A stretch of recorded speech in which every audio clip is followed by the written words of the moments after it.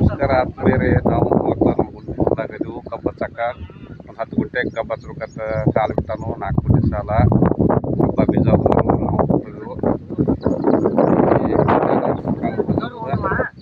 ಎಲ್ಲ ಮ್ಯಾಲ ಕೂತೈತಿ ನೋಡ್ರಿ. ಎಲ್ಲ ಕೂತಾರು ಮ್ಯಾಲ ಅವ್ರು ಚಂದ ಐತಿ. ಅದ್ರ ಬರೀ ನಿಂತೈತಿ ಬರೋಗಿದ್ದು ಬಿಸಿಲು ಬಿದ್ದತ್ರಿ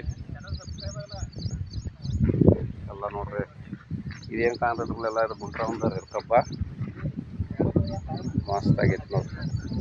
ಇವತ್ತಿನ ಇದ್ರಾಗ ಕಬ್ಬ ಶುರುವಾಗ್ಯಾವು. ಒಂದೊಂದು ಕಬ್ಬ ಸಾಕತ್ತೇವು ನೋಡ್ರಿ. ಎಲ್ಲ 4 ಗುಂಟೆ ಸಾಲ ಐತಿ. ವಾತಾವರಣ ಚಂದ ಐತಿ ನೋಡ್ರಿ. ಕಬ್ಬ ಉದಯನ ನಮೂನ ಎಲ್ಲರೂ ಎಲ್ಲ ಬಿದ್ದಾವು.